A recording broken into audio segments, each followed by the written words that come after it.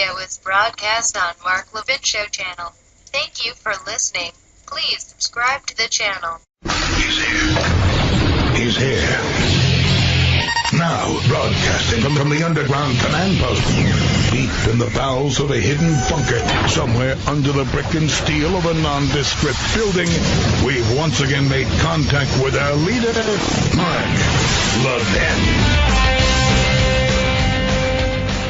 Hello, everybody. Mark Levin here. Our number, 877-381-3811, 877-381-3811. Well, I told you yesterday we'd begin this national discussion on the diversity lottery visa program, and as you can see, it has taken off. It's an important discussion. The President of the United States, in my view, I salute him, has taken the position that that program needs to be abolished, and it does need to be abolished, as we said here last night. And I've done more research on this, and I want to present it to you in a moment. But it's very, very important. You'll see some websites now promoting the abolition of this so-called diversity visa lottery program.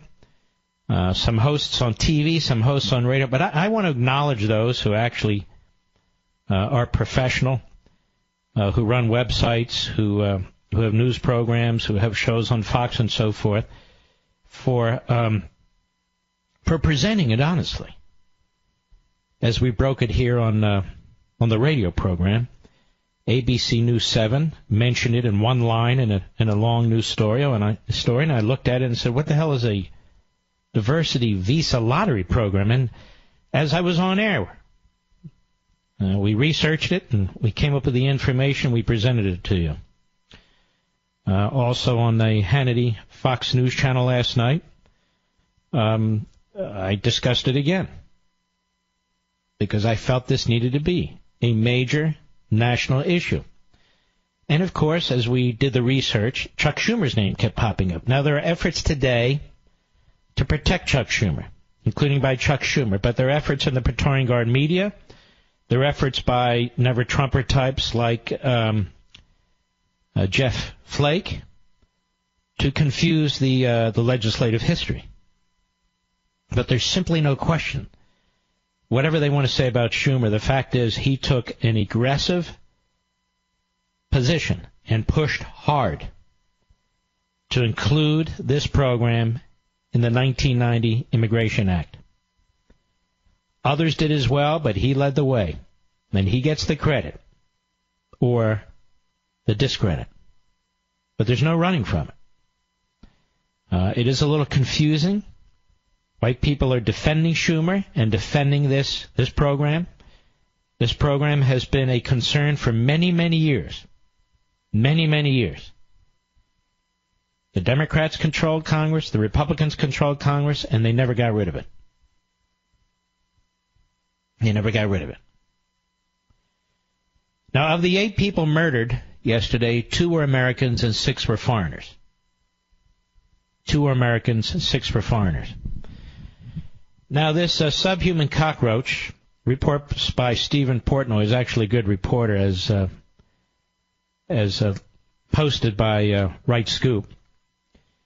The federal criminal complaint against the subhuman was read, and verbally he waived his Miranda rights, it says. It says he was inspired by ISIS videos. He was inspired in particular by al-Baghdadi video, and he began planning an attack a year ago. He chose the date to do what he did yesterday, Halloween, because he believed there would be more civilians on the street for the holiday, so he would be able to murder more people. The FBI says that during his interview with law enforcement, the subhuman asked to fly his ISIS flag in the hospital room. He decided on a truck 2 months ago. He practiced with one that he rented on October 22nd.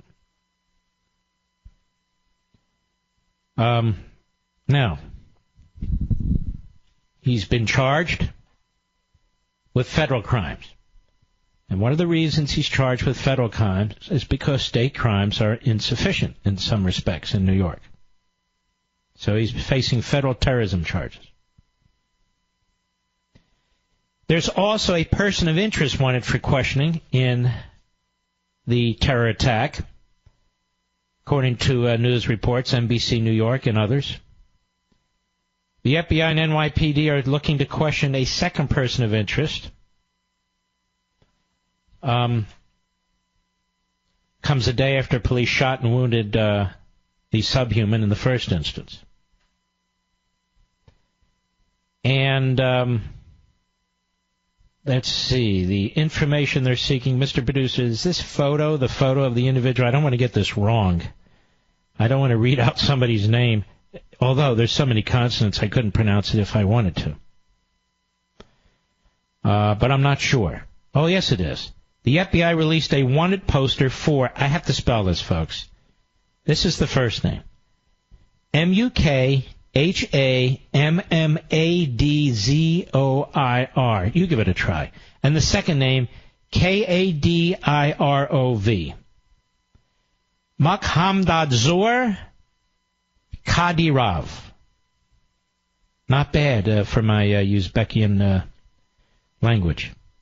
He's a Uzbek national as well. Now, he's not been named as a suspect in the attack, but authorities are looking for information on the man and his whereabouts. Mukhamadzor, last name Kadirov. Now, Uzbekistan has actually been a fairly friendly country to the United States. It is a brutal police state. It has a brutal dictator. It's over 80% Muslim. And the dictator called the president or somebody in the administration today and offered any help that we need in the United States. So that's the up-to-date.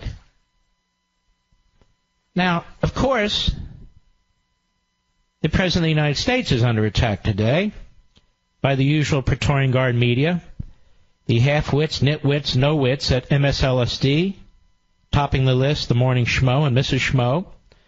Over at CNN, the Constipated News Network, all across the board, and the usual clowns over at NBC, ABC, CBS, and AP, and the Washington Compost and the New York Slimes. They're very upset because the president wants to get rid of the diversity lottery visa program, which all of a sudden now is to be defended at all costs.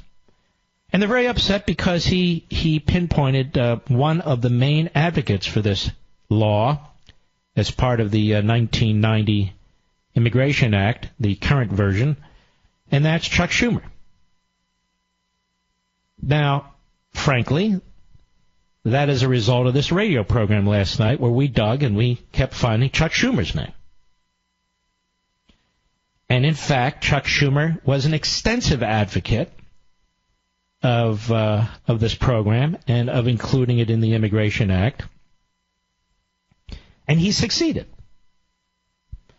Then along comes Jeff Flake with a tweet that says, hey, look, I was part of the Gang of Eight, and this is one of the things we wanted to get rid of, and Chuck Schumer was part of the Gang of Eight, so don't blame him. First of all, follow the illogic there.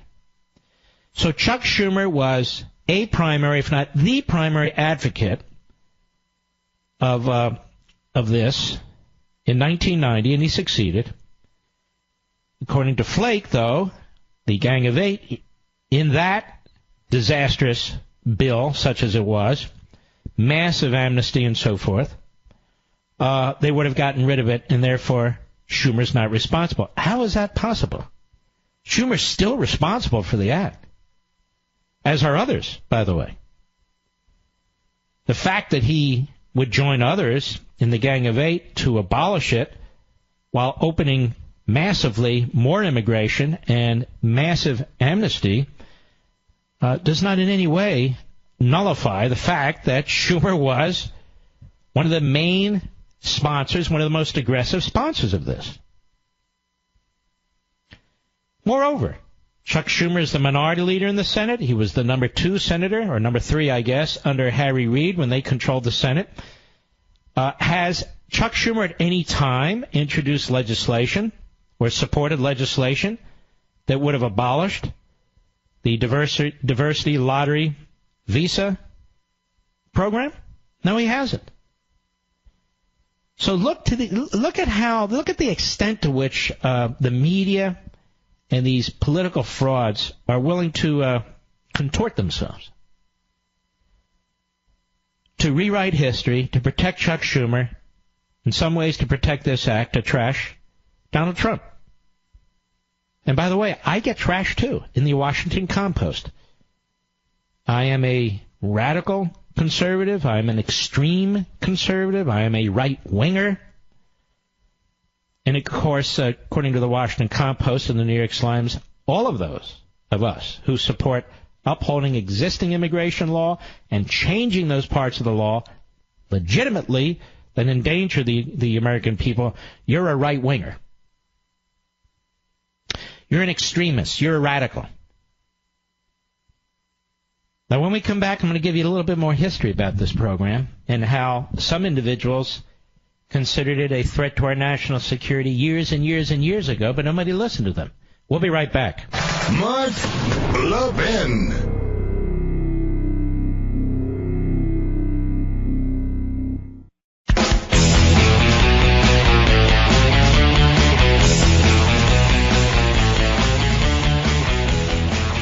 WHSV, February 16, 2011. 2011. My goodness. Over 6 years ago. Congressman Bob Goodlatte. He's a congressman. I believe he's the chairman of the House Judiciary Committee or subcommittee thereof. Reintroduced the Security and Fairness Enhancement for America Act, which would eliminate the visa lottery program from the Immigration and Nationality Act. He says this bill would help to ensure the nation's security while making the administration of the country's immigration laws more consistent and fair. Each year there's a national immigration lottery by which 50,000 aliens may become legal permanent residents of the United States. Goodlatte says the visa lottery program poses a national security threat. Under the program, each successful applicant is chosen at random and given the status of permanent resident based on pure luck. Usually, immigrant visas are issued to foreign nationals who have an existing connection with a family member lawfully residing in the U.S. or with a U.S. employer. He went on, these types of relationships help to ensure that immigrants entering the country have a stake in our nation's continued success. But under the visa lottery programs, visas are awarded to immigrants at random without meeting such criteria. Goodlatte say an example of the system, says, gone awry and posing a security threat is the case of Hesham Muhammad Ali Hadyat, the Egyptian national who killed 2 and wounded 3 during a shooting spree at the L.A. International Airport in July 2002. Hadyat was a beneficiary of the immigration lottery. Have you heard this anywhere else? With all the reporting today, have you heard this anywhere else? No, because they don't want you to know. He and his family earned permanent resident status after his wife won the federal visa lottery, despite Hadyat's own admission to the INS that he'd been accused by the Egyptian government of being a member of a known terrorist organization. Not done. Again, this is from February 2011. The State Department's Inspector General has weighed in on the national security threat posed by the visa lottery program. During testimony before the House Committee on the Judiciary, the Office of Inspector General stated that the office, quote, continues to believe that the diversity visa program contains significant risk to national security from hostile intelligence officers, criminals, and terrorists attempting to use the program for entry into the United States as permanent residents, unquote. Now, did any of this cause Chuck Schumer and his ilk to support this bill or to propose a bill of their own? The answer is no. He adds, that is, Goodlatte, he also says the visa lottery program is wrought with fraud. A recent report released by the Center for Immigration Studies states it is commonplace for foreign nationals to apply for the lottery program multiple times using many different aliases and other false personal information. The program has spawned a cottage industry featuring sponsors in the U.S. who falsely promise success to applicants in exchange for large sums of money, large sums. Ill-informed foreign nationals are often willing to pay top dollar for the guarantee of lawful permanent resident status in the U.S.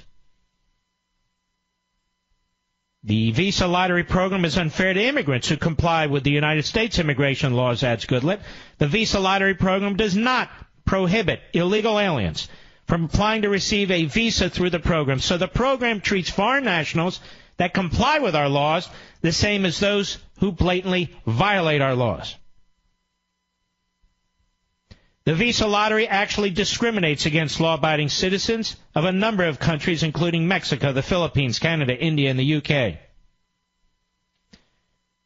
So it has been said repeatedly over years that this program is dangerous, it's fraught with fraud, that it has national security concerns. We had a caller here last night who used to work in counterintelligence, and he said, look, Al-Qaeda, the Taliban, ISIS, they're all aware of this program, and they're all trying to use this program to get their sleepers into this country. So why is this so complicated, ladies and gentlemen? Why is this so complicated? Why is this their golden calf? There's the left wing's golden calf, or people like, for that matter, Flake.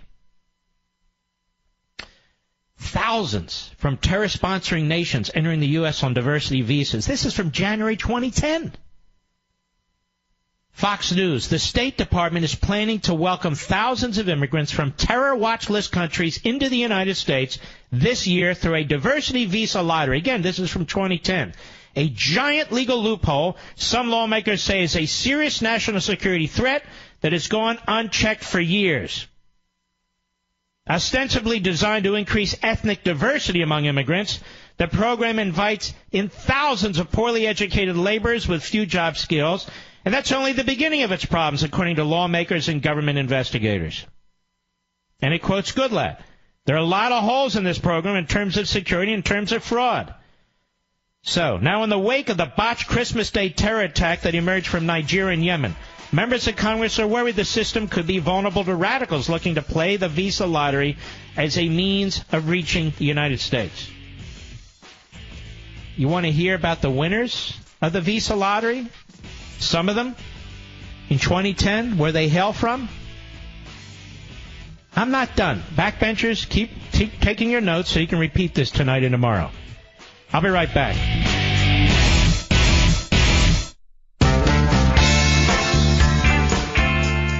Mark Levin, America's tyranny hunter. Call in now, 877-381-3811. I hope you're able to stick with me throughout this, because I'm building a point. I'm building to a point, and I'm putting the puzzle pieces together, one at a time. That this program has been in disrepute for years and years. That its main sponsor was Chuck Schumer in 1990, the current program. There were different iterations of this program in the 80s. And, of course, the libs will happily tell you that. But this was placed in the 1990 Immigration and Nationality Act and pushed very, very hard by Chuck Schumer. So he won. He succeeded. The idea that Jeff Flake comes to his defense and say, if we only had passed the Gang of Eight disaster, it would have gotten rid of this. Well, Mr. Flake, why didn't you propose a standalone bill to get rid of this? Why didn't Mr. Schumer? Because this wasn't that important to you, that's why. And now that I've been pointing it out, now that the President of the United States points out Schumer and wants to get rid of it, you see, we're not allowed to point out who's actually behind these things, folks. That's just not to be done. It's not to be done. So again, to this 2010 piece from Fox News, 2010, January 2010. What happens is these people, to avoid getting stuck with 3.5 million others on a visa waiting list, hundreds of thousands of people put their names into the separate diversity lottery, which rewards countries that typically see low levels of immigration in the United States. So in other words, underserved countries, if you will. Then a computer in Kentucky picks names at random from the qualified applicants who need only a high school degree or 2 years at a job that requires 2 years of experience. The program accounts for about 10% of all immigrant visas each year. I heard a liberal on the cable show say this is a tiny fraction of the people who come into this country each year. It represents 10% of all immigrant visas each year. 10%. So included in the lottery, and this is from 2010, are all 4 countries the U.S. considers state sponsors of terror: Iran, Sudan, Cuba, and Syria. 13 of the 14 nations that are coming under special monitoring from the Transportation Security Administration as fonts of terrorism are also included. Pakistan is excluded because, like China, it sends over tens of thousands of immigrants each year and doesn't need to be in the lottery. So among the winners in 2010, it's much worse now. Nigeria, over 6,000. Iran, over 2,700, almost 2,800. Algeria, almost 2,000. Sudan, over 1,000. And then it goes on. You get the drift. Then it goes on. And, of course, these people become permanent residents. They get a green card. They become permanent residents. In other words, they get due process rights. They're permanent residents. And you know what a permanent resident can do? It can bring in family members. He or she can bring in family members. And, by the way, they can also become citizens. It's a lottery program. Through this, Omar Farouk Abdalmatala, the 23-year-old Nigerian, this is from 2010, accused of trying to blow up an airliner on Christmas Day, used a tourist visa, not a diversity visa, to enter the country. Goodlatte says, however, he worries that al-Qaeda members will game the system. Fears they'll submit the names of young acolytes from Saudi Arabia or Yemen who've clean records and could gain entry to the U.S. to wreak havoc. So you've seen this congressman and their other congressmen, but Goodlatte in particular, the Inspector General's office of the State Department saying the same exact thing, and nothing, absolutely nothing's been done about this. Nothing. And so I bring it up yesterday. Never heard of this program before. We learn about it as I'm on the air. We delve into it as I'm on the air, and I say this program needs to be killed off. It needs to be eliminated. It's an outrage. Absolute outrage. So Trump is in a meeting today with his cabinet, and he mentions this. Cut 1, go. I am today starting the process of terminating the diversity lottery program. I'm going to ask Congress to immediately initiate work to get rid of this program. Diversity and diversity lottery. Diversity lottery sounds nice. It's not nice. It's not good. It's not good. It hasn't been good. We've been against it. So we want to immediately work with Congress on the diversity lottery program, on terminating it, getting rid of it. We want a merit-based program where people come into our country based on merit. And Schumer, of course, has been blocking virtually everything Trump wants to do when it comes to immigration. A wall on the southern border. He doesn't support that. The elimination of chain migration. He doesn't support that. And so much more. And Schumer blocks it. He obstructs. But he got this baby through in 1990. It became effective in 1995. And now people want to pretend he had nothing to do with it. Oh, come on now. We were going to get rid of it, but, you didn't vote for the Gang of Eight bill. It wasn't just Schumer. Well, he was in the House. He wasn't in this. Hey, what's the problem? Hey, you're politicizing this. Anyway, Schumer today takes to the Senate floor because Trump has tweeted out facts about Schumer, the truth about Schumer, the truth about this program. Here's Schumer, cut 6, go. New Yorkers and all of us compare President Bush right after 9/11 and President Trump right after this horrible terrorist attack. Well, let's stop. I didn't know everybody did that. This has nothing to do effectively with 9/11. But notice Schumer brings out 9/11, brings out Bush, and hides behind them. Schumer despises Bush, always did. Had nothing but contempt for George W. Bush. It's much like the Comey situation. They despised Comey. They blamed him for defeating Hillary in part. Then Trump fires Comey, and all of a sudden Comey is an angel. An angel. A godlike figure. Bush, they trash and trash and trash, and now Schumer, being the snake that he is, says, you know what, now I'll turn the tables and I'll praise Bush and his response after 9/11. Go ahead. President Bush united us. He had us in the White House the next day saying, how can we work together? All President Trump does is take advantage, horrible advantage, of a tragedy and try to politicize it. No, he's not taking advantage of a tragedy, you fool. He's telling the truth. Maybe we ought to have a diversity lottery visa program commission. I recall we had a 9/11 commission to get to the bottom of this, Mr. Schumer. Maybe you can testify under penalty of perjury or false statements. Maybe you can testify before a joint committee and before this commission. I believe we did that after 9/11, too. Go ahead. It doesn't work with New Yorkers. It doesn't work with Americans. And in fact... What doesn't work with New Yorkers and Americans? Telling the truth about you in this program? I've heard some, or read some very surface level, they make sense, but when you dig a little bit deeper, they're actually kind of foolish arguments that, well, here we are now politicizing this horrific mass murder in New York the way the left was politicizing the Las Vegas mass murder with gun control. I'm scratching my head and thinking, gun control? Gun control, the issue they bring up over and over and over again whenever there is a mass killing? The Diversity Lottery Visa Act, under which this man actually came to the United States from Uzbekistan and pointing out who was involved in passing this act, that's the same thing as a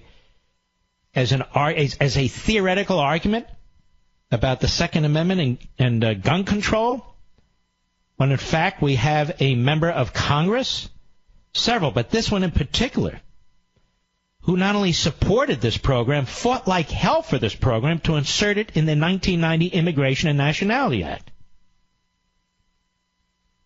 And even today, he doesn't attack this bill that he's responsible for in large part.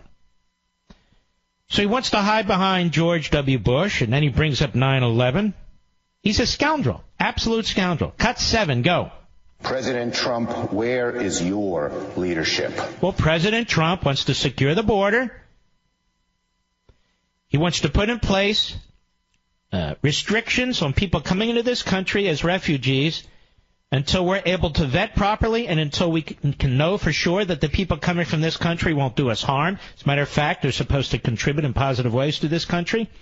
We have left-wing Obama judges in Honolulu, in Seattle, in Baltimore, all over the country, trying to block this president from uniting us and protecting us. Judges, no doubt, who Chuck Schumer strongly supported. Go ahead. The contrast between President Bush's actions after 9/11 and President Trump's actions this morning could not be starker. And he's repeating this all day, by the way, all day. Go ahead. Again, Mr. President, President Trump, where is your leadership? I have always believed that immigration is good for America. Now let's stop right there. If you are an immigrant or if you've been waiting in line for years, then Chuck Schumer is your enemy. Because this lottery is nothing but a farce. It's a backdoor way for people to come into this country without waiting as long as other people have been waiting and waiting and waiting. So even as a matter of fairness or justice, this is a farce. And Schumer didn't do this because he believes in immigration. Schumer did this because he was kowtowing to certain ethnic groups. Let's be clear about that. Schumer didn't give a damn about our national security. He still doesn't. That's why he opposes serious efforts to put, physical barriers on the southern border to prevent people from coming to this country who might do us harm. So he's not serious about national security. He's not serious about immigration per se. So the attack is on Trump. So what happened yesterday is Trump's fault because Trump is mentioning Schumer and mentioning the diversity lottery visa program, which apparently Mr. Schumer is heavily invested in from a political perspective. Now, you know, when Mr. Schumer is squealing like a stuck pig, that the president has hit his target. And the reason why this is not pure politics and the reason it's important to call out names is because if we're ever going to get anywhere on this, and the president wants this law eliminated, as do many of us, then you got to call out the perps in Congress who fought for it, and will continue to fight for it. And by the way, Mr. Flake, the only reason Mr. Schumer would support eliminating this as part of the Gang of Eight bill is because he was hoping beyond hope that clowns like you and others would push that proposal into a statute and across the finish line, which would make this entire lottery system superfluous because the gates would be wide open. And by the way, let me ask you this. This man comes into this country, he's 22 years old. He's now 29 years old. I would ask the open borders crowd, I would ask them, if you didn't know today who he was and what he did, would you have favored a pathway to citizenship for this man? Yes, you would have. And that's what the Gang of Eight bill would have done, a pathway to citizenship. And you know, if he had come here in 2007 or before and he was 22 years old, he'd be considered a dreamer. The dreamer. You can go up to the age of 31 or so. He'd be a dreamer. I'll be right back. Mark Levin.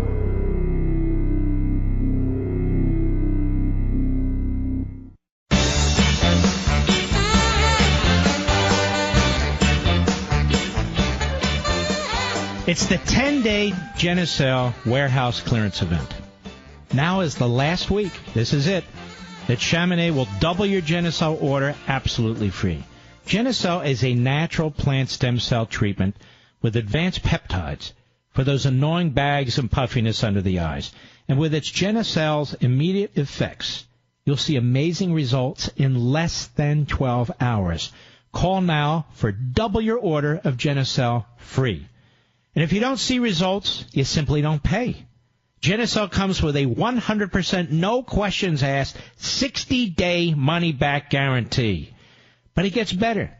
Call now for a 2-month supply of legendary deep firming serum that's also free. If you call in the next 20 minutes, you get free 2-month supply of Esotique RF, Chamonix's legendary wrinkle treatment free. That's 4 free gifts.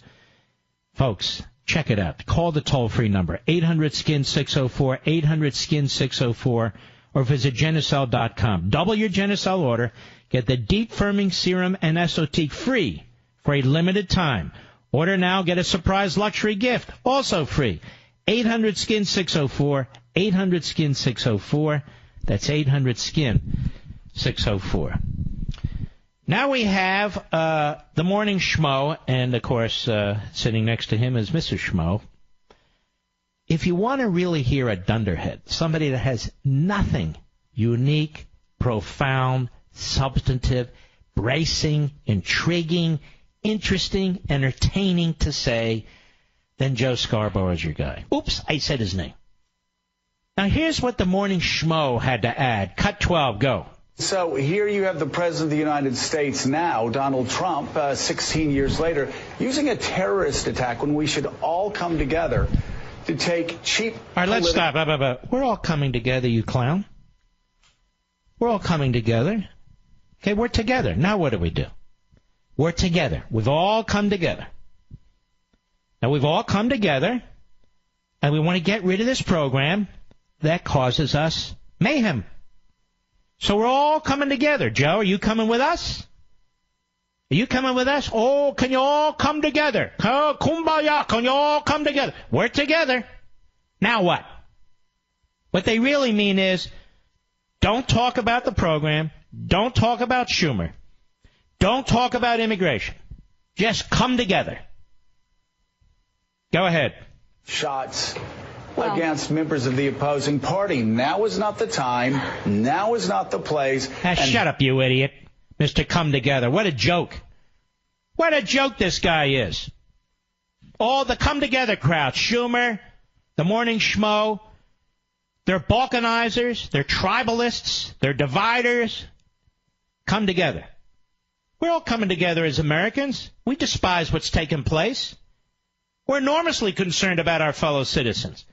And we want something done about this to the extent things can be done about it. And things can be done to limit what's taking place. But you're not allowed to discuss it. Can't we all come together? What are we all, Rodney King? I bet we are. But, Mike McCall, he's a top leadership Republican in the House. I believe he's the chairman of the House Homeland Security Committee, or maybe the Intelligence Committee. Chaffetz, who's now at Fox, he was a chairman of an important committee in the House of Representatives. I told you about Goodlatte. They all agree with me, and I agree with them. And we all agree with Trump, and he agrees with us. This is called common sense. There's nothing right-wing about it. There's nothing radical about it. There's nothing divisive about it. Either you want to protect the country or you don't. I'll be right back.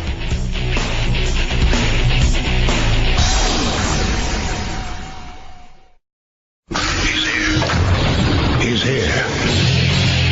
Now, broadcasting from the underground command post, deep in the bowels of a hidden bunker, somewhere under the brick and steel of a nondescript building, we've once again made contact with our leader, Mark Levin. Hello, everybody. Mark Levin here. Our number, 877-381-3811, 877-381-3811. Yesterday, the governor of New York, Cuomo, he said this was a lone wolf situation. Remember that, Mr. Producer? Somehow he knew this, even before the investigators had really even started investigating. It's a lone wolf, ladies and gentlemen. Don't worry. This is not part of a bigger thing. Of course, he must have missed what's taken place over the last many years. It is part of a bigger thing. But that said, did not the FBI and the U.S. Attorney's Office just say they are seeking a person of interest, Mr. Producer? Well, maybe there's another lone wolf. Maybe there's a pack of wolves. This is what I don't get. Why do the Democrats and people on the left seek to downplay these things all the time? Well, it's going to be the new normal. Well, it's a lone wolf. Well, it's not the diversity program. Well, what are you against immigration? Well, what are you, racist? What are you, white supremacist? Well, what's the problem with you? It's bizarre. It's like they have a death wish. The problem is the rest of us don't have a death wish. So they're coming to Schumer's defense, and there's nothing to defend. He's a disgrace, and what he did was disgraceful. Here's Ben Cardin, the left-wing goofball kook senator from the state of Maryland. Cut 8, go. But I think what I hear you saying is that there would be a willingness by the Democrats to look at the diversity visa program maybe within context of a comprehensive bill. Stop. Why does it need to be looked at within context of a comprehensive bill? What is with all this Washington speak? The program sucks. It's dangerous. It can threaten our national security. It's loaded with fraud. So said the Inspector General of the State Department that oversees it back in 2011. Are we so insane? Are we so incapable of self-defense? It has to be part of a more comprehensive bill? No, it doesn't. Get rid of it. Let's hear what the idiot Cardin had to say. Go. We did. We actually did away with that program during the Comprehensive Immigration Reform Bill that was on the floor in 2013. Stop. They did away with it, ladies and gentlemen. Let me ask you a question, Mr. Cardin, since I know you'd never come on my show. That was on the floor in 2013. Would your bill in 2013 have given this subhuman a pathway to citizenship? Would it have granted him citizenship? Because he'd been here since 2010. All right, you don't understand. This is the talk of Washington. It is pathetic. We did away with it under a comprehensive immigration reform, but, well, your bill didn't pass. So what did you do about the diversity lottery visa program that the rest of us never heard of before? Nothing. Nothing. Hey, we don't get what we want. We don't get what we want. We just aren't going to deal with this. Go ahead. Of course, a good part of this is to make sure that we also fund programs adequately. Stop. Fund programs adequately. See what I mean? He's a radical kook. It's about funding, spending, more annual deficits, more overall debt. It's about funding. That's right. When that subhuman barbarian was mowing down those people, it's about funding. We just need more money spent on this, that, and the other thing. How stupid is this? Go ahead. They be immigration programs or counterterrorism programs. All right, that's enough. I can't take it. They are sleazy, and they're getting people killed in this country. And this is the guy who worked very, very closely with Bob Corker, another genius. By the way, Corker says he might run in 2020. He hasn't ruled it out. Run, you moron. Run. Let's see what happens. These two. But this other one, this was the Bonnie of the Bonnie and Clyde, this Cardin. Yeah, they smoothed the way for the Iran deal. You trust him with our national security? You trust him as a general against terrorism? He's an idiot. Absolute idiot. And now we have to go to Andrew Cuomo. I'm fond of saying that Chris Cuomo of CNN is the dumbest Cuomo, but you need to understand the standard is very low. Probably a difference of 2 IQ points, -8 and -10. Here's the governor of New York, Andrew Cuomo. Cut 9, go. The president's tweets, I think, were not helpful. Stop. We're not helpful to whom? What are you talking about? What do you mean they weren't helpful? They're helpful to the American people to know a program that is dangerous, that needs to be eliminated, and other people have said that, and to point out the Democrat leader in the Senate who was in significant ways responsible for it. Well, that's not helpful to us. Go. I think they tended to point fingers and politicize the situation. He was referring back to a immigration policy that dealt with a lottery and blaming people who passed that immigration policy. First of all, he has no idea what he's talking about. He's just heard about this. An immigration policy that dealt with a lottery and blaming people who passed that immigration policy. Go. Tweet wasn't even accurate as far as I'm concerned. That was a bipartisan law that was passed. All right, slow down. No, it may have been bipartisan, but it was driven by Chuck Schumer and other Democrats. But Schumer was one of the main figures behind it. There's simply no question about this. Go ahead. That had basically no relevance to the facts of this situation. No relevance to the facts of this situation. The fact that this subhuman came here from Uzbekistan through the lottery program, the back door, not through the front door. He didn't have to wait years and so forth, and immediately received a green card for permanent status. No, that has no relevance here whatsoever, ladies and gentlemen. He's a lone wolf. Don't you get it? He's a lone wolf. Even though there's a person of interest they're trying to hunt down now. Even though there may be a network involved. No. Cuomo has spoken, and we know he's smart. Go ahead. As I said before, you play into the hands of the terrorist to the extent you disrupt and divide and frighten people in this society. Hey, you better wake up, Mr. Governor. You better wake up. The American people are smarter than you, and they're way ahead of you. The American people know what's going on. This isn't about disrupting and dividing and frightening the people. This is about disrupting, dividing, and frightening the terrorists. And that's what the president's trying to do, in my humble opinion. That's what he's trying to do. Now, I'm not one of these guys that likes to play all these clips, but you have to hear this back and forth.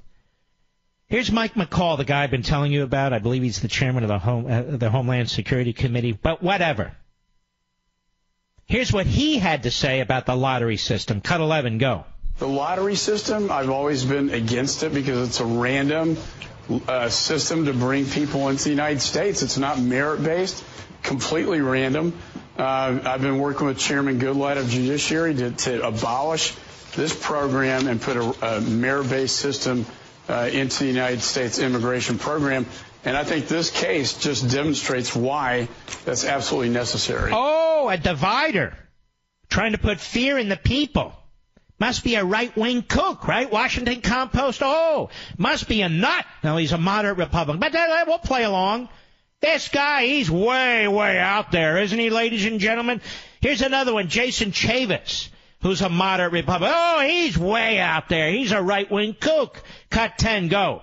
I don't know that it'll be bipartisan, but over the years that I was in Congress, there were a number of people who wanted to get rid of the diversity visa program. But what is the most ridiculous way to pick the next United States citizen? Not on merit, not on family, just literally a lottery. You had one country, I think it was Bangladesh, they took literally everybody on their phone book and put them in for the lottery. And you literally, I mean, coming to the United States is... he's obviously a bigot. Oh, Chaffetz must hate Bangladeshians. Go ahead. Privilege. But how do you do this? And I see a mugshot. Now, if you're coming here to this country and you've got an arrest record, you shouldn't get in. And if you're here and you get arrested, and then kick them out of the country. It's a privilege to be here. Well, we don't need people like that here. And you should get rid of the family. This guy who committed this crime, assuming that he did commit this crime, his entire family should be deported. Oh, my Lord. Did you hear that, Mr. Producer? He's a right-wing nut. He's way out of line with the thinking of the American people. He's a divider. He's trying to cause fear among the people. What's wrong with the diversity visa lottery program? He doesn't even have his facts straight, according to Cuomo, who already announced this was a lone wolf even before the FBI and the other agencies, the great NYPD, were finished. But Cuomo knows. Cuomo knows. Now, Mr. Ben Cardin, Mr. Jeff Flake, Mr. Chuck Schumer, I assume you're all going to put a bill into the system tonight to abolish this program, since you're not responsible for it, right? Right? Because you want to be uniters and not dividers. I'm sure they will. Aren't you, ladies and gentlemen? No, I'm sure they won't. I wonder what the Morning Schmo thinks about this. Well, nobody really cares. I'll be right back. Mark Levin.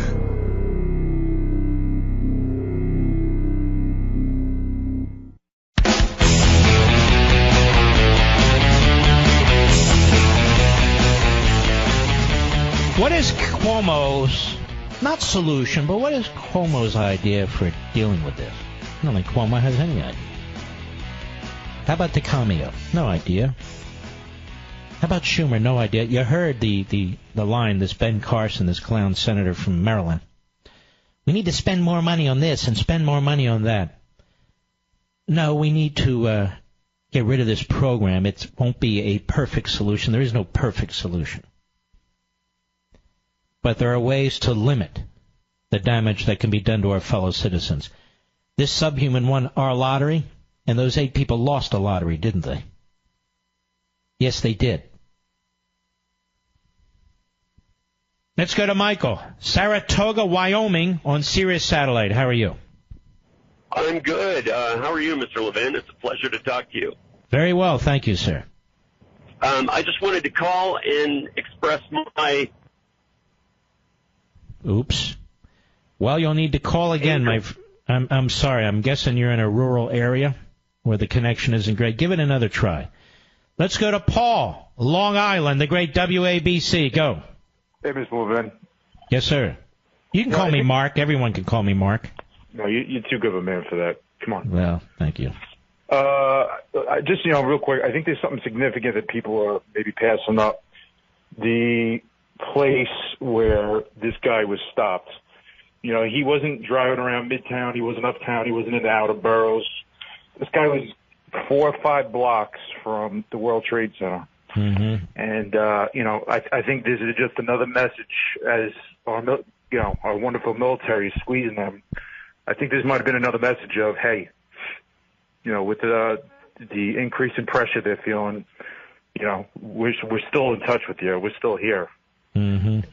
And, I think we gotta answer that. And here's the thing, Paul. Liberals, the progressives, the left, they have no answer to any of this stuff. Well, we have this jerk mayor, yes, Cuomo, telling us, hey, everything's fine. Don't worry about it. Don't worry about it. Our fellow citizens have been maimed, ran over, heads crushed. Don't worry about it. Mm-hmm. Why are you telling us not to worry about it? Mm-hmm. It's disgusting. All right, Paul. Thank you. God bless, brother. Mike, Houston, Texas, the great KTRH country. Go. Hi, Mark. I saw Schumer's comments live today, and he was comparing and contrasting Bush and Trump. And I just want to say the way they acted in the aftermath of a tragedy, there's a big difference. And that 9/11 happened. I think most of the country, I for one, we were shocked. I had never heard of Osama bin Laden. Maybe I should have, but I had never heard of him. Mm-hmm. When this recent murder happened in New York City, I wasn't shocked. I was very angry, and I think President Trump expressed his anger. He was visibly angry because he's been saying ever since he's been in office, we need to address this problem. And Democrats have done nothing but to thwart him. This is a brilliant point. We have the history, the experience of 9/11, and what Schumer does with it is try to hide behind it and to deflect legislative responsibility, at least in part, by trashing Trump, who pointed out that Schumer was involved in this program. And your point is excellent. Trump, 9/11 and all these other terrorist attacks are behind us. He's trying to propose ways to fix it. The main culprit in obstructing much of what Trump wants to do is Schumer. And you're right. And he's furious at these guys because he feels there's things we can do in order to reduce the amount of carnage that takes place in this country. Exactly right. That's an excellent point. I was not surprised, Mark. I was not surprised. And I knew when they reported it. I knew. I knew who did it or what was responsible for it. And not only that, the guy confesses. And now we know he's all ISIS all the time and so forth and so on. And what is Cuomo's answer? Seriously, what are what are his answers? What are all their answers? They have no answers. And when you bring up this program and you say we ought to address this, their answer is to attack Trump. That's all they got, Mark. All right, Mike. Good call, buddy. A disagreeer. Richard, Torrance, California, on the Mark Levin app. Go. I can't believe I'm talking to you, sir. I'm one of those liberals who drive you crazy, and I sort of have a compromise idea. Well, they all drive me crazy, frankly. I know, but I'm one of those people, and I'll confess it to begin with. But yes, sir. Anyway, my compromise is this. Some of my best friends are liberals, Really? Okay. Well, anyway, thank you for taking my call, number one. And number two, I have sort of a compromise. Seeing as there is no perfect gun control solution, and there is no perfect solution as far as this, sooner or later someone's going to get away with something. I would agree if we'd have some sort of gun control, even though it wasn't involved here, that if we could compromise on something. Sir, can I bring you back to reality? You want? Can I bring it back to reality? It's not a matter of compromising. There's a Second Amendment. Moreover, there's no constitutional right for people to come into this country. That's number one. Number two, we have gun control all over the place. You're in California. They have some of the strictest gun control laws in the United States. Try going into a store and just buying a gun. It'll be very, very difficult for you. Try getting a concealed weapon. Almost impossible for you. Now, compare that to the lottery system, where we have individuals applying for the lottery, many of whom I am sure are wonderful human beings, some of whom certainly are not, because our enemies, the terrorists, Al-Qaeda, Taliban, ISIS, you name them, Muslim Brotherhood, they're going to use whatever program they can that you liberals come up with in order to try and kill us. See what I'm saying? Well, I understand what you're saying, sir. Let's say you're absolutely right on everything you say. However, people who are mentally disturbed or on medication, maybe shouldn't have as easy a time. Sir, why are we debating gun control when 8 people were murdered with a truck by an Islamo-Nazi? No, you don't. Your mind is wandering. Look, you sound like a nice guy. However, you sound like a man that can get us all killed. I'll be right back.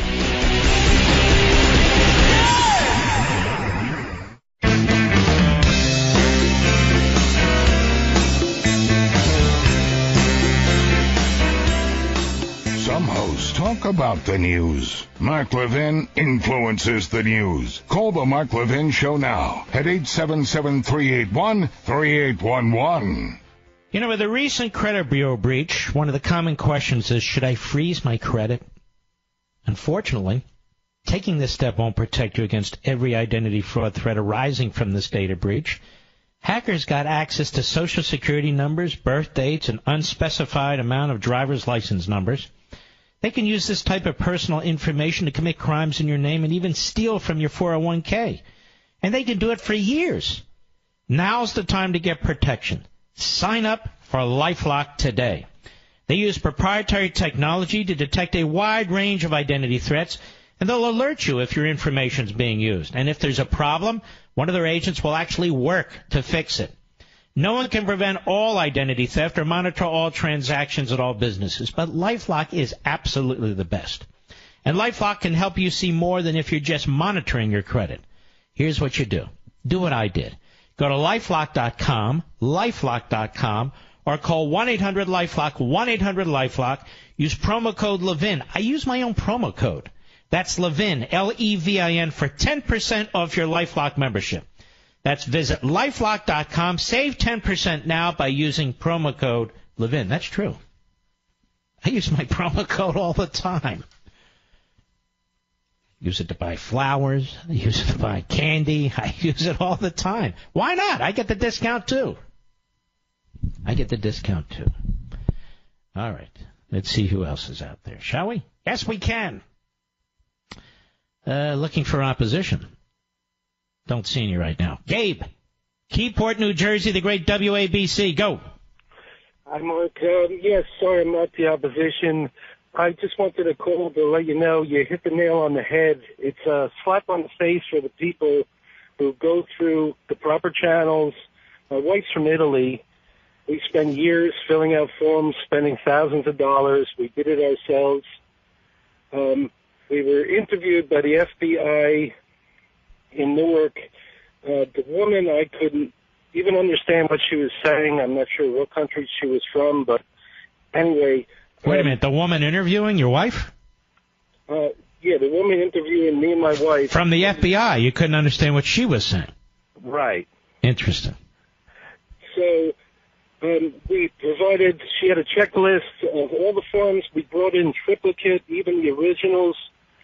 She was ready to close the folder. She brought her red pen out because she said, where are the wedding photos? And I said, nobody told us we had to bring wedding photos. And she was ready, well, I can't approve this. She had a red pen out. She was ready to close the book on it. After all this time and investment and everything, thank God for Facebook, her family posted photos of the wedding, and then she said, okay, you're approved. But it's just a slap in the face that there's a lottery out there when we bent over backwards to do things legally. Yeah, well, let me tell you something.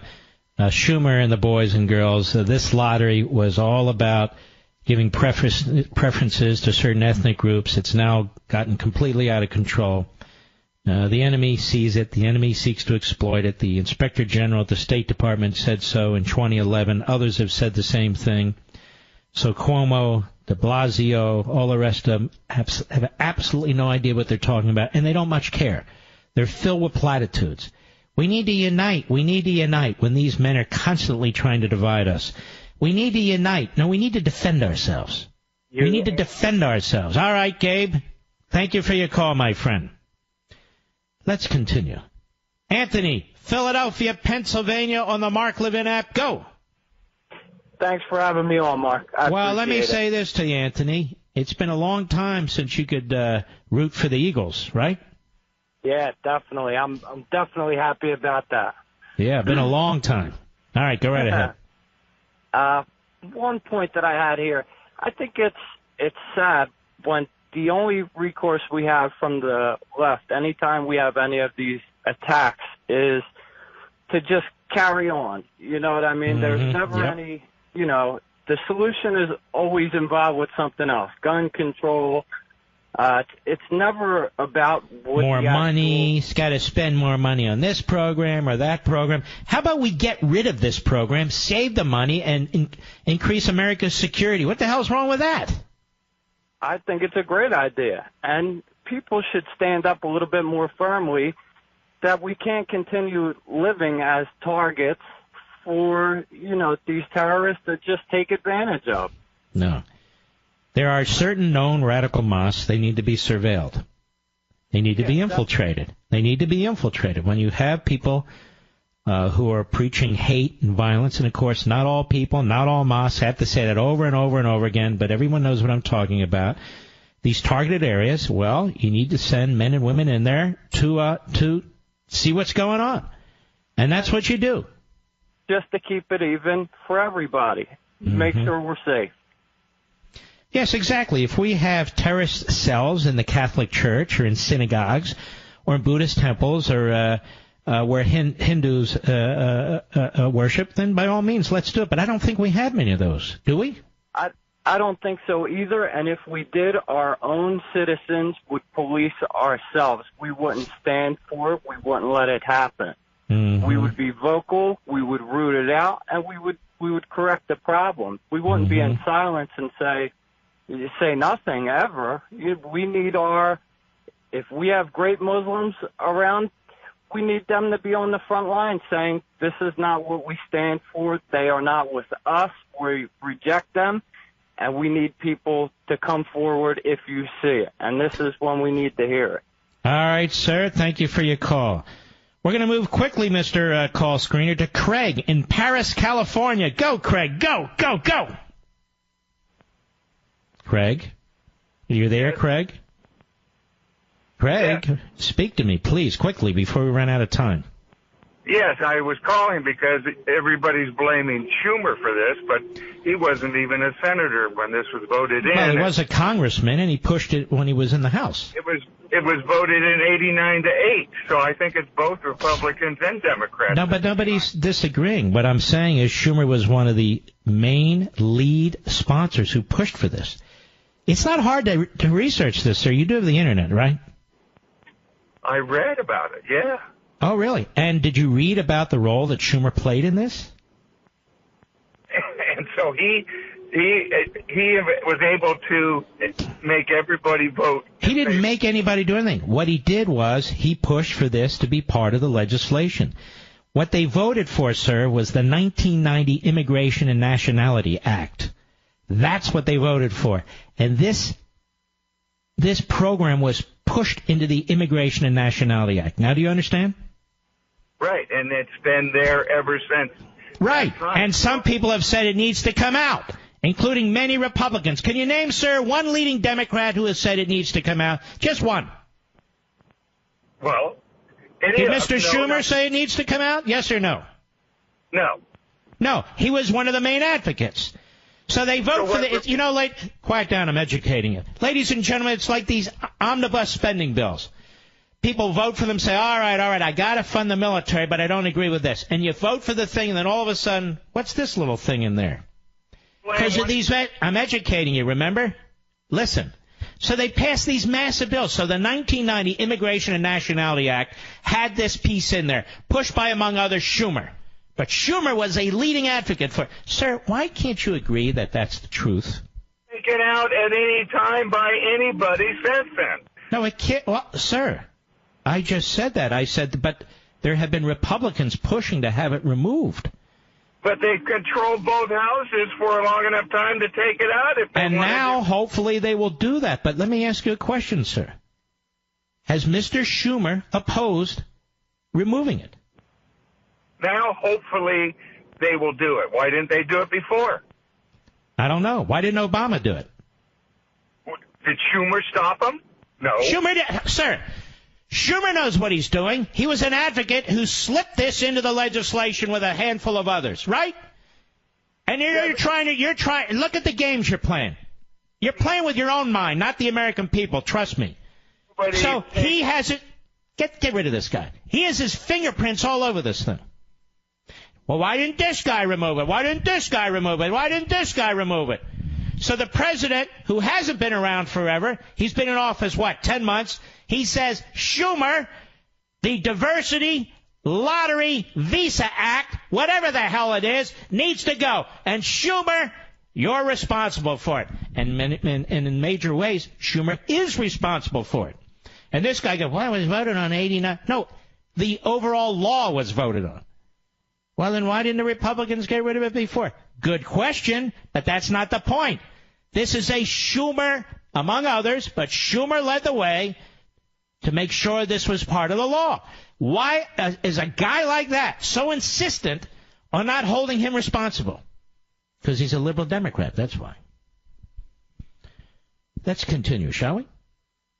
Let's go to Sean, Dallas, Texas, the great WBAP. Go. Hey, thanks for having me on.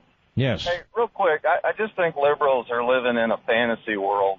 And, the problem I've got with that... By the way, I don't mind if they live in a fantasy world if they leave the rest of us out of it. Go right ahead. Well, you took the words out of my mouth, but a lot of them have never traveled. And if you drive from Hong Kong into mainland China, if you drive from Bahrain... Wait a minute, if you drive from Hong Kong into mainland China? Absolutely. Yes. I've never done that. Yeah, it's intimidating at the very least. And my point is, they've got their borders locked down. Bahrain and Saudi Arabia, same thing. If you think you're just going to trot from South Korea into North Korea, they're mistaken. You know who else has their borders locked down, who enforces their immigration laws to the teeth? Mexico. Exactly. But the other thing is, with this diversity argument that they want to come back with, is diversity is a lot more than skin or creed or religion. It's about diversity of upbringing and experience. Well, you're so true, but why is diversity in any respect an element of our immigration laws?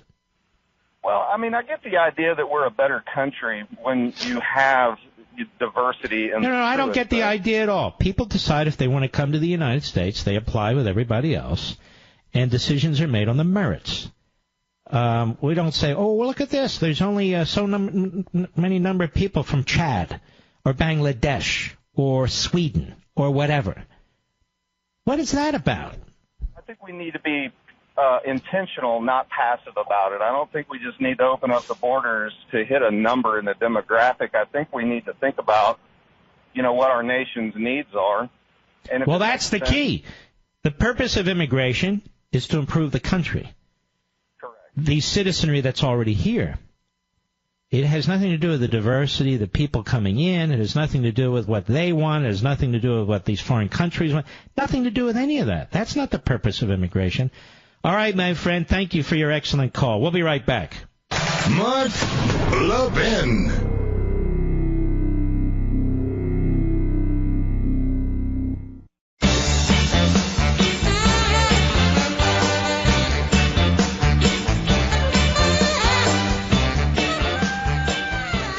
The last few years, Hillsdale College has entered the K-12 arena across the nation by helping charter schools get established. They provide curriculum, train the faculty, they help set up guidelines for choosing teachers and boards, and provide ongoing support and service. And they do it all for no charge at all. It's called the Barney Charter School Initiative, named after a benefactor who truly understands that the future of our nation depends on how we educate our kids. Hillsdale and their many donors, they know that the strength of our nation depends on having an educated citizenry. That's why Hillsdale provides you with the free online Constitution and other courses, their free speech digest and Primus, and now free help for those interested in running world-class charter schools. And, of course, on their main campus, Hillsdale provides a rich liberal arts education that teaches college students to learn and to pursue truth and defend liberty. Hillsdale does all of this without a penny of taxpayer money. Nothing. You can learn more about the K-12 Barney Charter Schools at levinforhillsdale.com. That's Levin for Hillsdale.com.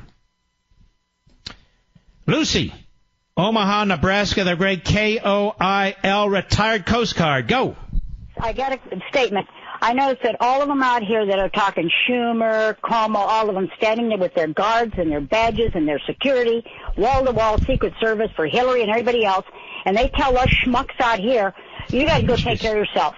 It's okay. Go along and just keep moving along, and we're going to be putting more laws in just to really make it more difficult for you. I don't call it a visa lottery. I call it a visa slaughtery because they just killed 8 people. Mm-hmm. And by the way, thank you for your service. And But he did it. He got away with it. Yes, he did. And that's it. And it doesn't change. And another thing, yes, conscript. Activate the draft. Put everybody in the pool and say, we're all in this together. Instead of saying, oh, we're fine, we're diverse. No, yeah, we're diverse. We're all in uniform like World War II. They were diverse, too. Think about it. All right, Lucy. I like Lucy. Thank you for your call. George, Los Angeles, California, Sirius Satellite, go. Yes, it's good to talk to you, Mark. I've been listening to you for many years. Thank you. And yes, and you rightly... By the way, we have killer numbers in Los Angeles. Oh, terms of ratings, through the roof. We beat everybody. Seriously. Yes. And there are many killer families in Torrance that could have straightened out that liberal fellow you spoke with earlier. I'm very familiar with that town, too. But in any event, what my thing was about this diversity, visa slaughter program, it is basically, it's a machine to just get, bodies and deadheads for the lefties. However, the problem is when they, giving these people a permanent green card, they bring over the old family string. I call it the grape cluster. They get nearly 5, maybe even 6 dozen people over here. And I don't think it's that high, but your point is this: they get permanent residency immediately. That means they're here permanently, immediately, and you have chain migration on top of it. And this was exactly what President Trump was talking about today. These are bad things. Chain migration. We didn't always have chain migration in this country for the last 50 years, yes, but not before that. And yes, this lottery. So somebody gets in. We don't really know a whole lot about this person. They get in. They don't go through the regular process. Why do we even have this lottery process in place? Because politicians are playing politics with ethnicity. That's why. That's exactly what Schumer was doing. All right, George, thank you for your call, my friend. Kelly, Waterford, Michigan, on the Mark Levin app. Go.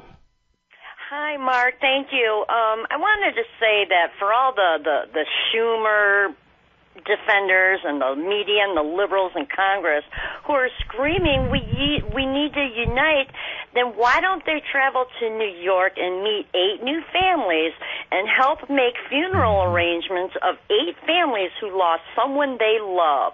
They need to remove this diversity visa lottery program. They need to witness the pain of the lottery-winning killer.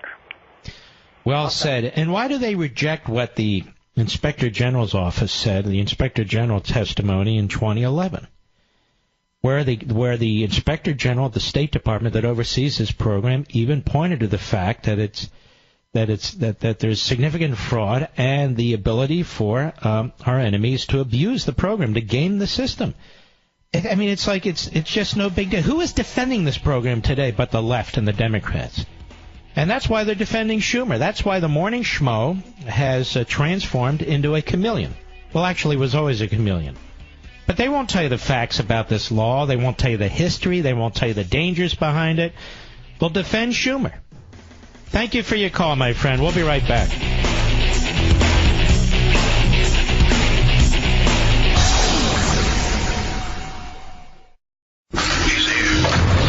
He's here.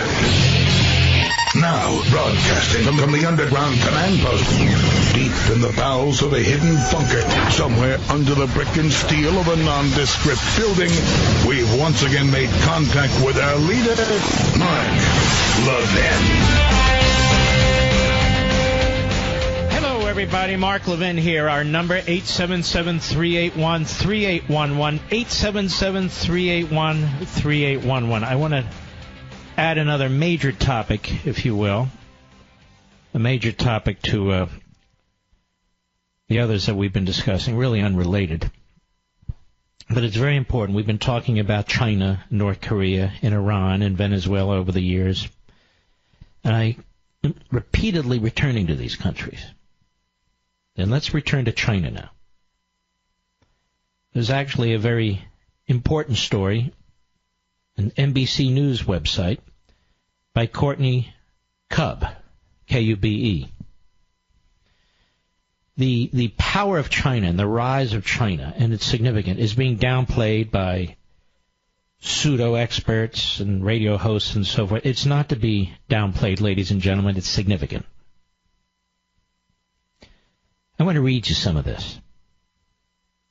As we, as a nation are having to listen to these politicians fight with each other, and so much that seems like common sense to us doesn't get done.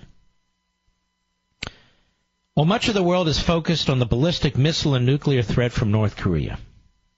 The U.S. military in the Pacific region is also concentrating on another potential foe, China. People's Republic of China, the PRC, is the most pressing threat in the Pacific, one U.S. military official in the region said, using the acronym for the People's Republic of China. While North Korea is a near-term issue, it's a fight we could win, the official said.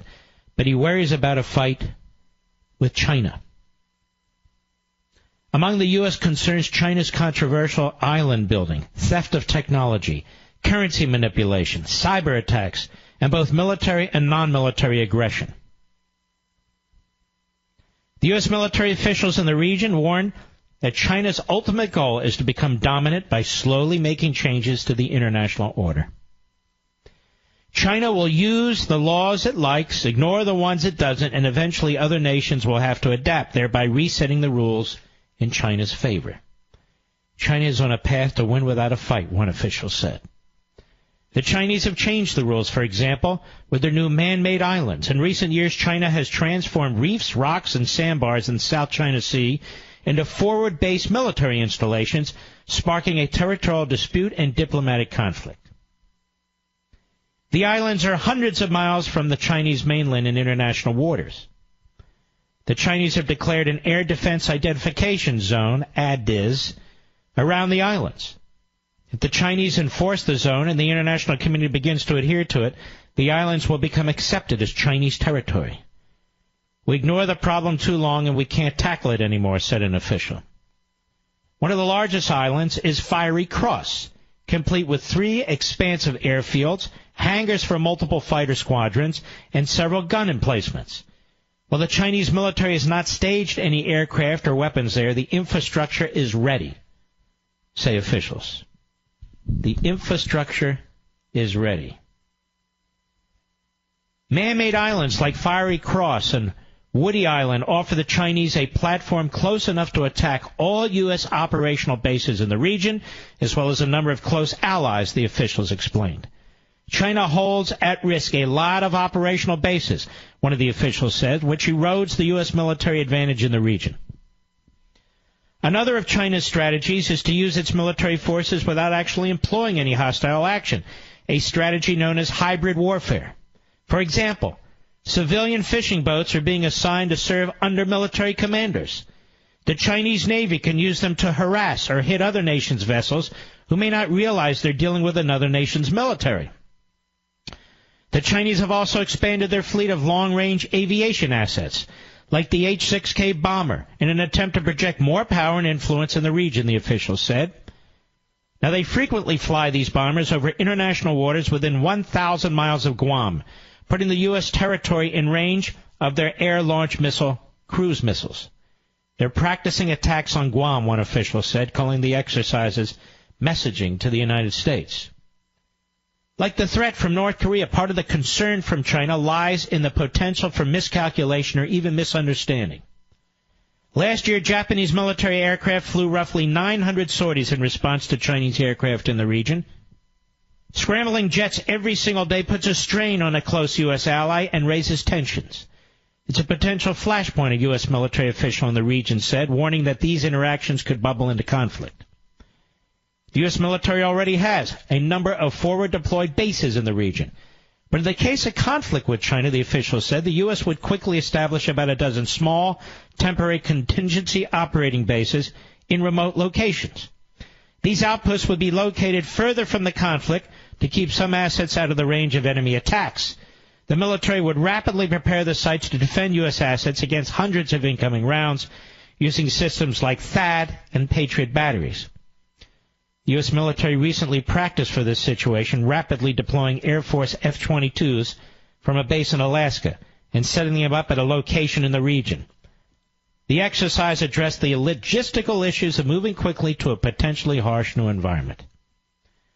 Chairman of the Joint Chiefs of Staff, Joe Dunford, returned from a 6-day trip to the Pacific late Monday night. He agreed that while North Korea is the immediate threat to the U.S., China is the enduring threat.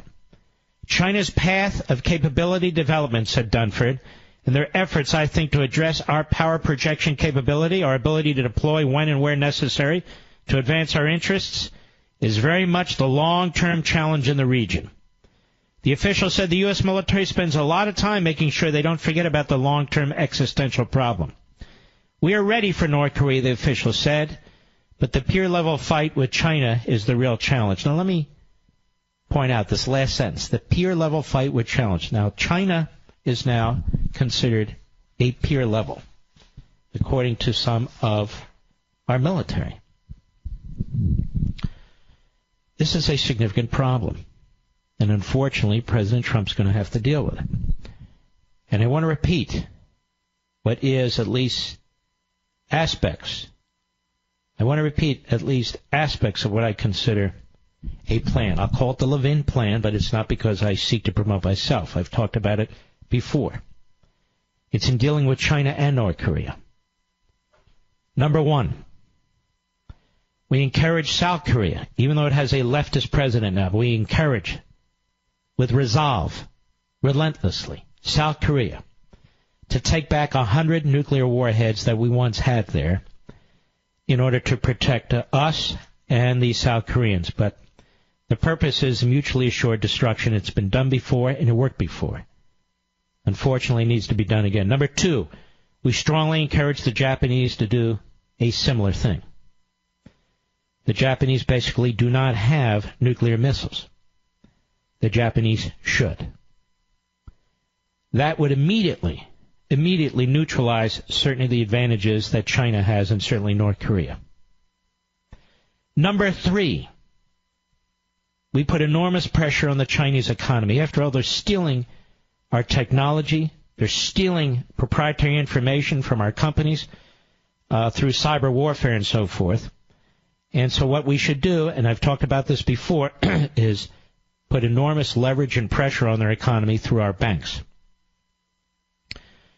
In the end, the Chinese currency has to come through American banks in order to be legitimatized. And so we can harm them, as we harmed the Soviet Union that way. Number three, or maybe it's four, but number three, we must build up the United States military. 3% is not good enough, and pretending 3% is 10% is unacceptable. This needs to be a major initiative of the Trump administration. Not mentioned now and then, but mentioned all the time. We must muscle up the United States military that has been severely damaged through sequestration, the Obama, Corker, McCain, McConnell sequestration. We must muscle up the United States military. Number five, we should put in the South China Sea a permanent carrier fleet. So now we have floating islands, if you will, a permanent carrier fleet to offset what the Chinese have done with these phony islands by expanding, in essence, illegally, their territory hundreds and hundreds of miles away from their shores into the South China Sea. These are just some of the things we could do. It's similar to some of the things we did to defeat the Soviet Union. And China's on the move. Their Mao-like dictator has made it clear that in 20 or 30 years they intend to be the most powerful, the most powerful superpower on the face of the earth, and they're headed in that direction. We wish to retain the role of the most powerful superpower on the face of the earth, but we have a problem. We have a Democrat Party that rejects it, and too many Republicans who accept what the Democrats reject. Now, along these lines, here we have AFP, the French press agency, Beijing. Chinese President Xi Jinping pledged to build a world-class army by 2050, is making his neighbors nervous, but analysts say Beijing's military ambitions do not constitute a strategic threat for now. So here you have these people downplaying it, and military personnel, our own, saying, don't downplay it. Don't downplay it. I mean, look, the Chinese have already taken over the South China Sea for all intents and purposes. We're supposed to downplay this? The Chinese are already claiming what are Japanese islands. The Chinese are what made the North Korean nuclear missile program possible. The Chinese are on the move. The Chinese are buying up oil reserves and coal reserves and other mineral reserves throughout the third world and Africa, in our own hemisphere, in Central and South America. They're also leasing ports in our hemisphere. This is not a joke. It's not something to be downplayed. Well, they do not constitute a strategic threat. What do we wake up 30 years from now and all of a sudden they are? So I wanted to point this out. The President of the United States is headed to the Pacific, to Southeast Asia. Among others, he's going to deal with China. I just hope he's as tough with China as he was during the campaign. I really do. Even Vietnam is at odds with China because China's claiming territory that belongs to Vietnam, and Vietnam has sought our assistance. Vietnam, the Philippines, Taiwan, South Korea, Japan, they can't all be lying, can they? They can't all be lying. And this new Mao-like dictator, Xi Jinping, he's quickly concentrating power in his own hands. He's wiping out any opposition, either having them executed or throwing them in the gulags, in many cases trumped-up charges. And they just had their big party conference, the 19th time. And amazingly, shockingly, he took over more and more power. I wanted to bring this to your attention despite all the rest of this stuff going on. We'll be right back. Mark Levin.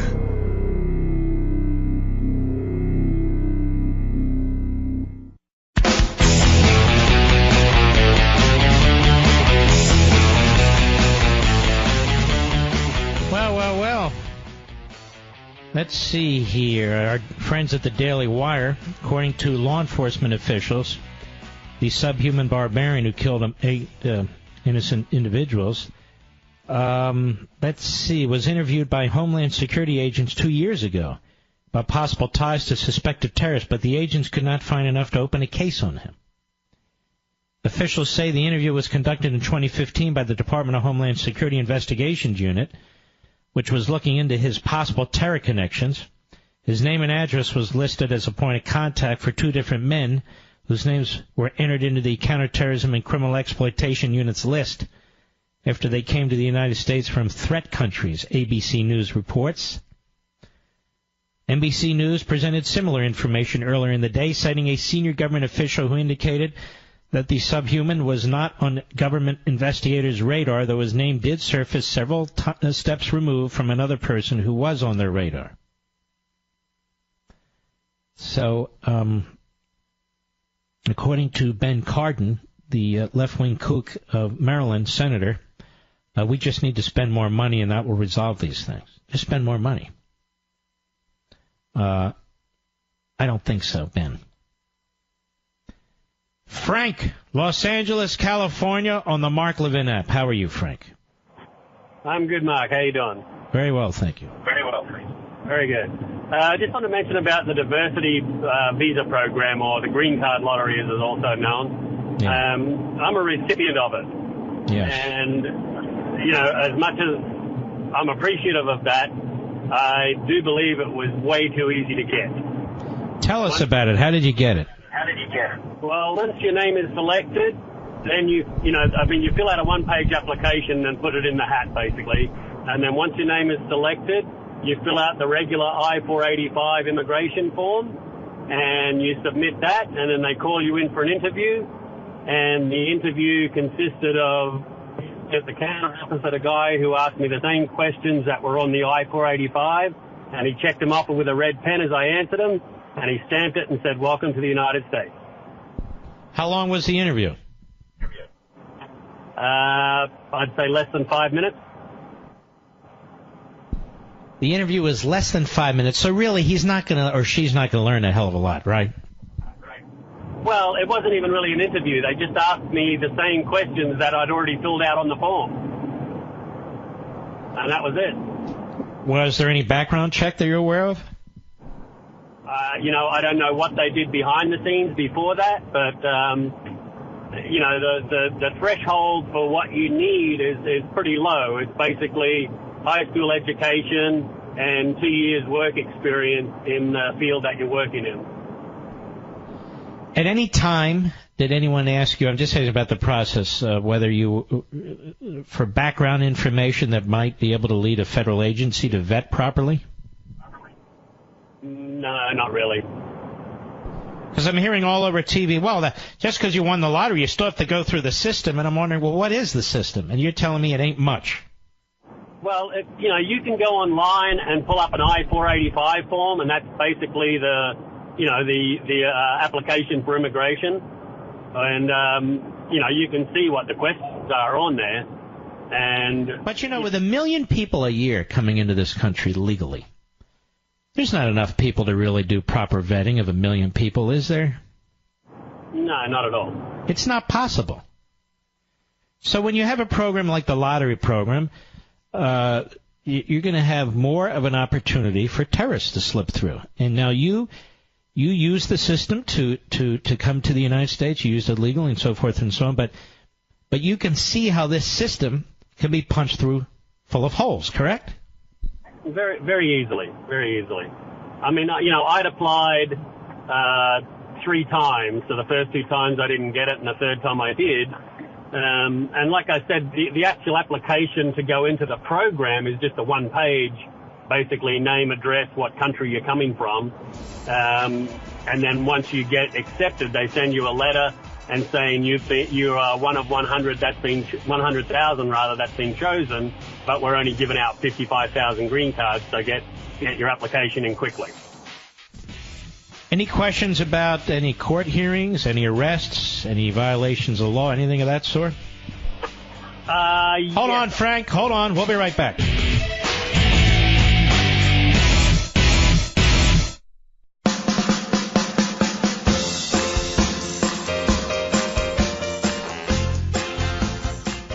You're listening to Denali, the Great One. The Great One. And you can call in now, 877-381-3811. Business travel is a game of wins and losses.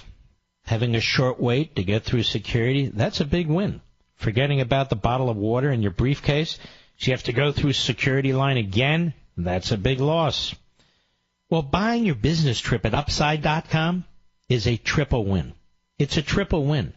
Number one, they have the absolute best available prices for flights, hotels, and rental cars. Number two is Upside rewards you with a gift card to places like Amazon.com every time you buy a business trip. And win number three is the amazing 6-star treatment you get from Upside's customer service specialists. Their navigators are instantly accessible around the clock, even reaching out before a problem happens. And right now, when you go to Upside.com and use my code MARK, you'll get a minimum $100 gift card to Amazon.com. That's code MARK for a minimum $100 gift card to Amazon.com when you buy your next business trip at Upside.com. Upside.com, you deserve a better business trip. Minimum purchase required. See site for complete details. That's Upside.com, code MARK. Check it out. If you're a business traveler, or you own a small business, or you work for a business, this is the way to go. This is a spectacular service. Upside.com, code MARK. And we're very, very proud to have them as a sponsor, as a matter of fact. Let me hit one more. Talked about China. We'll get back to the diversity program, but here is Russia. The Washington Free Beacon, Adam Credo. Russia starts construction on new Iranian nuke plant. A Russian Atomic Energy Corporation announced that it has formally begun construction on a new $10 billion nuclear plant in Iran amid global efforts by the Trump administration to crack down on the Islamic Republic's nuclear endeavors. Now look at that. Russia helped negotiate the Iran deal. Russia objects to any changes in the Iran deal. Russia is going to collect $10 billion. It needs cash on the Iran deal. And it probably involves $145 billion of that cash that Iran got through the Iran deal. The deal, which has been in the works since the Obama administration negotiated the landmark nuclear agreement with Iran, is aimed at further cementing ties between Moscow and Tehran and is being handled by Russia's state Rosatom Corporation. That sound familiar to you, ladies and gentlemen? The Rosatom Corporation in Russia, the state-run company that, in essence, acquired control over 20% of America's uranium. Iran is permitted to construct new nuclear reactors and plants under the current nuclear agreement, a point former Obama administration officials disclosed to the Washington Free Beacon in January 2015, when the two countries were inking a deal to build at least 3 nuclear plants in Iran. The allowance of such construction under the nuclear deal has sparked criticism from some U.S. lawmakers and nuclear experts who've warned that these plants would provide Iran with an alternate plutonium-based pathway to a nuclear weapon. So here you go. The State Department declined to comment directly on yesterday's announcement, only telling the Free Beacon, we will continue to hold Iran strictly accountable to its commitment under the JCPOA. I would say, ladies and gentlemen, that the worst department in the Trump administration is the State Department. And I would say the worst cabinet secretary, there are a few, but the worst is Rex Tillerson. He's the worst, absolute worst. Asked if the administration supports such a move and views it as in line with the Iran Accord, the official declined further comment. The Obama administration was open about Iran's right to build new nuclear plants, despite concerns over the level of nuclear-related know-how this would impart to Tehran. But they didn't give a crap. They didn't care. And yet Bob Corker is attacking the president, who says either fix this Iran deal or he's going to kill it. And Bob Corker says, this president is unstable. He's unfit to be president. Meanwhile, the president who actually negotiated this deal, who sold out America, Bob Corker helped them by setting up a process in which Obama would get whatever deal he wanted. There was never going to be 67 votes to overturn an Obama veto. That's why Corker is a compatriot in this deal with Obama, even though they deny, 4 Pinocchios. Stick your Pinocchios. And you know where. All right. Back to the callers. The callers who want to talk about the diversity visa program, which we didn't reveal it first. ABC News 7 revealed it in these circumstances, but we certainly brought it to the nation's attention to have a national discussion. Kevin, San Francisco, the great KSFO, go. Hey, Mark, thanks for having me on, long-time listener. Hey, I got to say, I saw you for the first time on Hannity the other night. And nice jacket, by the way. It says a lot about a man and on how he dresses, okay? So I just want to share that. Don't be mad at me, but normally I don't wear jackets. I wear a T-shirt and short pants. But anyway, that's a whole other story. Okay. Hey, but thank you. I'm a man of, I have a lot of compassion. I'm a very passionate man. And what really bothers me is there's 8 mom and dads somewhere in the world today that have just lost their kids. It doesn't matter if they're adults or not. Right. And the hurt and the pain, and the woman that called in earlier tonight. But if our politicians were to lose one of their loved ones, how, with their power and their ability to change legislation, what would they do? You know, and my concern is, I don't want anybody to lose, and we know this, we don't want anybody to lose our kids, but I really think that they really don't care. And that bothers me, especially about China. Because when you were talking about China tonight, I'm going to tell you something. My father's a World War II veteran. He died. He was a Marine Raider in the South Pacific in 1942, Wow. and he made it home, okay? Mm-hmm. And my dad taught me something as a kid, and my mom used to have problems with it, but he said, son, they're still coming. We didn't stop it. We just delayed it. My father, he taught me that as a kid. And when you talk about China, we should stop all this politics about Schumer and everything, and we should spend all our energies on this, man. This country will fall if we don't do something about it. All right, Kevin. It's an excellent point. Thank you for your call. Deanne, Lawrenceville, Missouri, Sirius Satellite. How are you? Hey, I'm doing great. I live in Warrensburg, Missouri, near Whiteman Air Force Base. Oh, I'm sorry. V2. It's Yeah. okay. It's okay.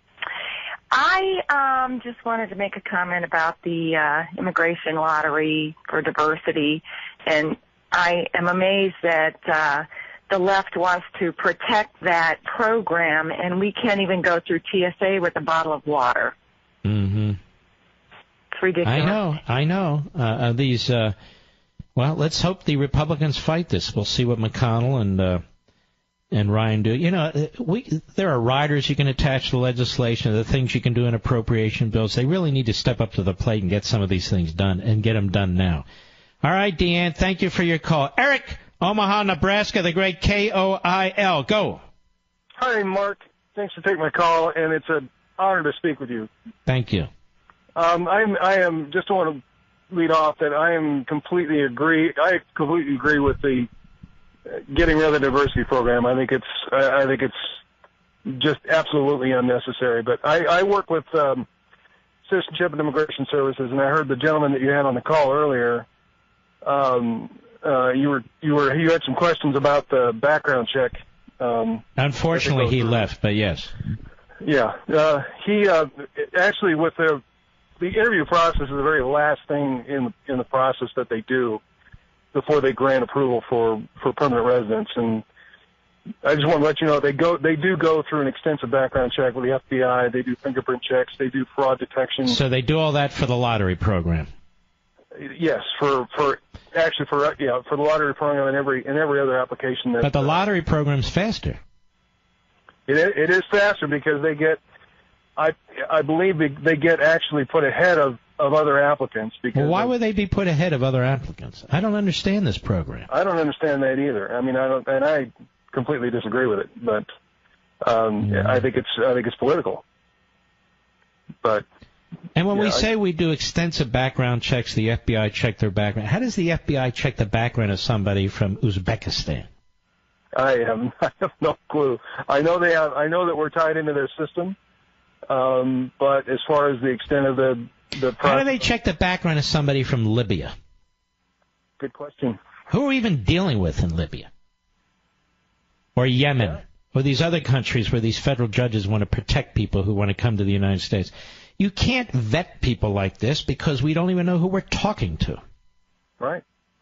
It's kind of scary. And so it's what you said with the amount of applications that we've got to go through. I think it's a concern with me as well as far as how thorough we are on these checks before we do actually approve them. All right, Eric, great call. I appreciate it. Let's keep rolling. Sean, Vancouver, Washington, the great KUFO. Go. Hey, Mark, great honor to talk to you. I've been listening for a long time and really enjoy your program. Thank you. That being said, sir, I was just wondering if we proposed a bill on the right for a gun lottery license, and anybody could apply for that. I wonder what the left would think about that. And not only that, to take it a step further, once you got that license, then you could give a gun license to any one of your friends, no matter who they are. And family members. Chain sure. Gun migration. Chain gun migration. I think it should be a new thing, according to the way the left. Well, you know, we make these points, and nobody really listens. I'll give you another one. I've talked about if we can have sanctuary cities, why can't we have Second Amendment cities? Where the cities say, we don't abide by all these federal rules, you know, we have our own rules. Do you think that would last long? Yeah, it would have lasted about 2 seconds. Yep. There would be no way. Chucky would be screaming from the rooftops. All right, my friend. Appreciate it, Sean. Beautiful area, Vancouver, Washington. Danny, Little Rock, Arkansas, the great KARN. Go. Thank you, sir. Yes, sir. The show. I don't miss it. Thank you. All I had to say is I've been in the military. I've been to war. I've been to Iraq. And I'm wow, so we sick of salute these you, liberal, brother. And I've been flown around the world, different places, and this and that. So I'm just so sick and tired of these liberal Democrats, Schumer especially, and all the rest of them, and even some Republicans. What is wrong with these people? I don't know. I don't either, but it's ridiculous. I mean, my whole life it's been like fight to the death. You have to. I mean, you know, till you get a certain age, and I've been through cancer and everything else. So, oh, wow. You've been fighting all kinds of battles. Well, listen, Danny, I'll tell you what, don't hang up. I'm going to send you a 1-year subscription to CRTV. You've certainly earned more than that. Don't hang up. We'll be right back. Mark Levin.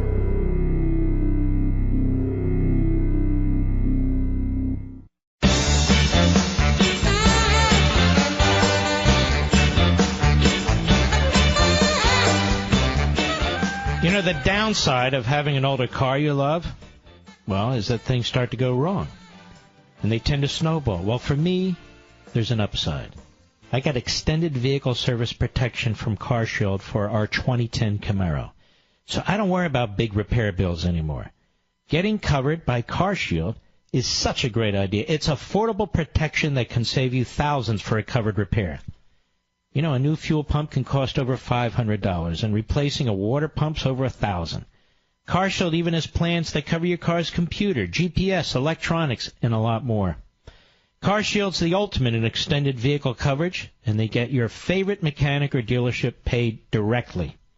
Sign up today and get 24/7 roadside assistance and a rental car while yours is in the shop. Save yourself from high repair bills.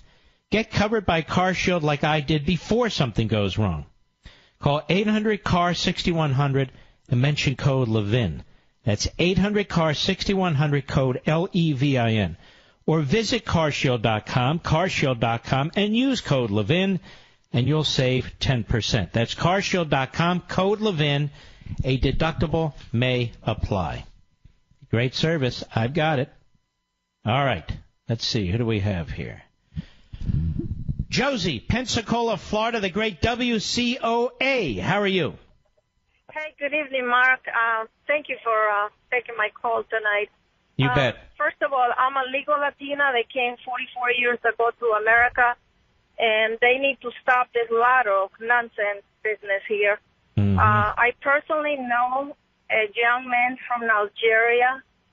He was taking a computer class with me, and as soon as he arrived here with a lotto visa, he qualified for everything for free, including housing.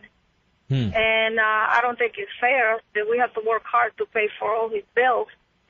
And before you know it, I'm like, how did he get a U.S. resident so fast? Yep. And now he's in the Air Force. So everything works so fast. And he is a Muslim. So I'm afraid a lot of Muslims are going to be in our military, and they're going to attack us personally later. Oh, I don't think Look, we know of one case at Fort Hood, that's for sure, but hopefully the military has tightened things up. Thank you, Josie. I appreciate your call. Dr. Idel in Atlanta, Georgia, the great WYAY. Go quickly, please. Yes, I wanted to tell you I lived in the Middle East for 30 years, and I can tell you those visas that a lot of those people can get, they sell them for $10,000, $15,000, $50,000 out of the Middle East. These diversity visas? Yeah, they'll pay that much for a visa to get into the United States. So somebody from a family that gets the lottery visa, they can bring in 20 or 30 people. They can make about $1 million from selling the visas to their pseudo uncle, pseudo cousin, pseudo father, whatever. It is big business. Now, what kind of doctor are you? I'm a pastor. You're a pastor, okay. Yeah, well, thank you, Pastor. I've lived in the Middle East for 30 years. For 30 years. What country? Saudi Arabia. Saudi Arabia. That must have been tough. Yes. Yeah. We basically worked among the poor women and children there, basically. Mm-hmm. All right. Appreciate your call. Let's go to Anna quickly. Detroit, Michigan on the Mark Levin app. Go. I rent to a lot of people from all over the world. We have a little small community, and many of them come on those visas, lottery visas. And let me tell you, they do not want to assimilate in here. They bring their families. And not only that, they use our system to pocket money. They send it back to their countries, and they can't wait to make enough to go back. And I asked them if they like United States, and because I'm an immigrant myself, if I want to, I can put on a pretty heavy accent. And they tell me all kinds of different stories, and they are not going to stay here to assimilate. And they don't love this country at all. They just come here because they want to take advantage of our system, and then they want to go back. And not only that, they're taking the best jobs that are available. Mm-hmm. All right, my friend, I appreciate your call. Brad, quickly, Austin, Texas, on the Levin app. Go. Hey, Mark, great talking to you. You're awesome, Thank you. and I love your show. Thank you. So, I've been thinking about why, and somebody mentioned this, does Schumer and these goofballs on the left make these dumb decisions like they do with, for instance, Trump's travel ban. They get all up in arms, call it a Muslim ban. We know it's not a Muslim ban. This lottery deal. These are the things that Trump has warned about that we have all known since 9/11 that would happen. And I am thoroughly convinced that Schumer, Pelosi, Obama, all their ilk, these are things that they use as tools because they want to undermine and stick a knife into the ribs of what I believe is basically the Constitution, the Judeo-Christian beliefs of this country, the way we were founded, the right-wing Christian ideology, conservatism. Brad, I got to go. The music means I got to go. I appreciate your call, buddy. I really do. All of your calls. Ladies and gentlemen, we salute our armed forces, police officers, firefighters, and emergency personnel. I will be on Levin TV in 2 minutes. It's a great show tonight. I hope you'll check it out, and I'll be on the radio with you tomorrow as well. God bless each and every one of you.